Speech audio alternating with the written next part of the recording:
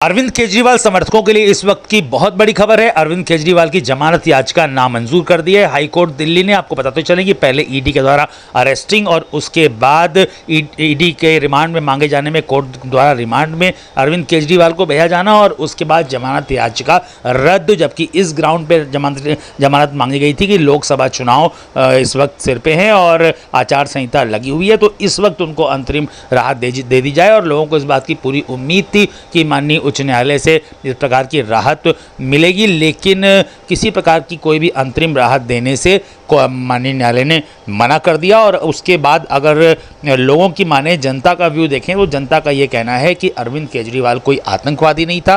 अरविंद केजरीवाल को ठीक लोकसभा चुनाव के पहले अरेस्ट करना अपने आप में गलत है और इसकी निंदा हो रही है। आपको बताते चलें कि अगर कनेक्शन देखा जाए कि बात ये कही जा रही है कि कोर्ट के आदेशानुसार अरविंद केजरीवाल को रिमांड भेजा गया और कोर्ट ने आदेश किया है कि अरविंद केजरीवाल की जमानत याचिका रद्द की है, कोर्ट ने रद्द करी है। लेकिन अगर इसका कनेक्शन देखा जाए तो गवर्नमेंट, ईडी, कोर्ट, गवर्नमेंट ने के इंडिकेशन के बाद ईडी एक्टिवेट होती है और ईडी के एक्टिवेशन के बाद मामला माननीय न्यायालय बेविचाराधीन होता है और माननीय न्यायालय उसमें अपने हिसाब से जो भी उनको उचित लगता है वो उसमें निर्णय देते हैं। लेकिन ठीक लोकसभा चुनाव के पहले ईडी का एक्टिवेट होना, अगर अरविंद केजरीवाल पहले पेश नहीं हो रहे थे ईडी के सम्मन के बावजूद, तो पहले भी उनकी अरेस्टिंग करी जा सकती थी।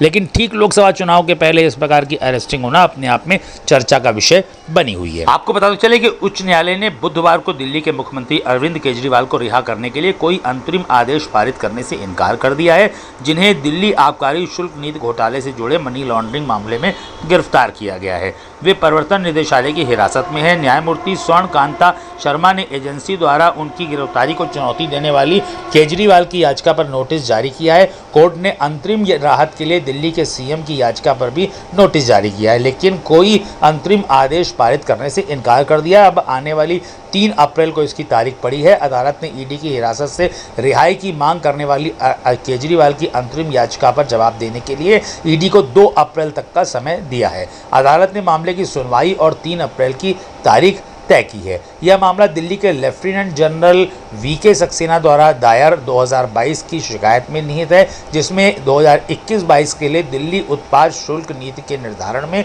अनियमितताओं का आरोप लगाया गया है। शिकायत में आरोप लगाया गया है कि आम आदमी पार्टी के नेताओं, जिनमें पूर्व उप मुख्यमंत्री मनीष सिसोदिया और अन्य अज्ञात और अनाम निजी संस्थाएं या व्यक्ति शामिल हैं, ने उत्पाद शुल्क नीति के निर्माण में एक चरण में एक आपराधिक साजिश रची थी। यह आरोप लगाया गया था कि साजिश में नीति में जानबूझकर छोड़ी गई या बनाई गई खामियां शामिल थीं। ये खामियां कथित तौर पर निविदा प्रक्रिया के बाद कुछ शराब लाइसेंसधारियों और साजिशकर्ताओं को फायदा पहुंचाने के लिए थी। इस मामले में केजरीवाल की गिरफ्तारी भारत में पहली घटना है जहां एक मौजूदा मुख्यमंत्री को सलाखों के पीछे डाला गया है। इसी मामले में डिप्टी सीएम सिसोदिया और आपके राज्यसभा सांसद संजय सिंह पहले से ही जेल में हैं। आपको बताते चले कि 15 मार्च को ईडी ने मामले में भारत राष्ट्र समिति के विधायक और तेलंगाना के पूर्व मुख्यमंत्री के चंद्रशेखर राव की बेटी के कविता को भी गिरफ्तार किया था।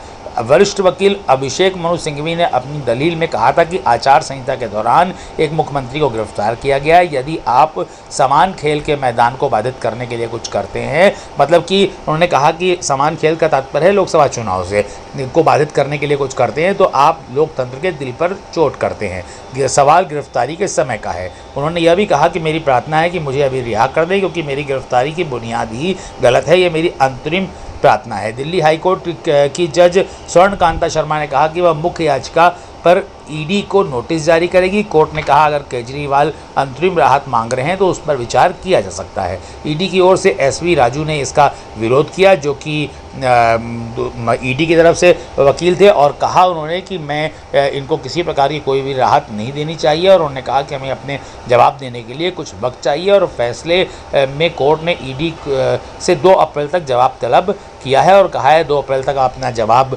लगाएं कि क्यों इनको जमानत नहीं देनी चाहिए। फिलहाल अरविंद केजरीवाल की जमानत याचिका रद्द हो गई है और निश्चित रूप से इसका प्रभाव चुनाव पे भी पड़ेगा, क्योंकि आम आदमी पार्टी के मुख्य कन्वीनर थे ये, और मुखिया आम आदमी पार्टी एक तेज़ी से उभरती हुई भारतवर्ष में पार्टी है। और इसके बाद आपको बताते चलें कि अभी कुछ दिन पहले स्विट्ज़रलैंड के मंत्रालय ने, जो कि फॉरेन मिनिस्ट्री होती है यहाँ पे, राजदूत ने इसका विरोध, उनकी तरफ से टिप्पणी आई थी और उसके बाद भारत ने इसका कड़ा विरोध किया था। और आज अमेरिका ने भी इस पर टिप्पणी करी है अरविंद केजरीवाल की गिरफ्तारी पर। उन्होंने कहा अरविंद केजरीवाल केस पर अमेरिका की कड़ी नज़र है, ये कहना था उनके विदेश मंत्रालय की तरफ से।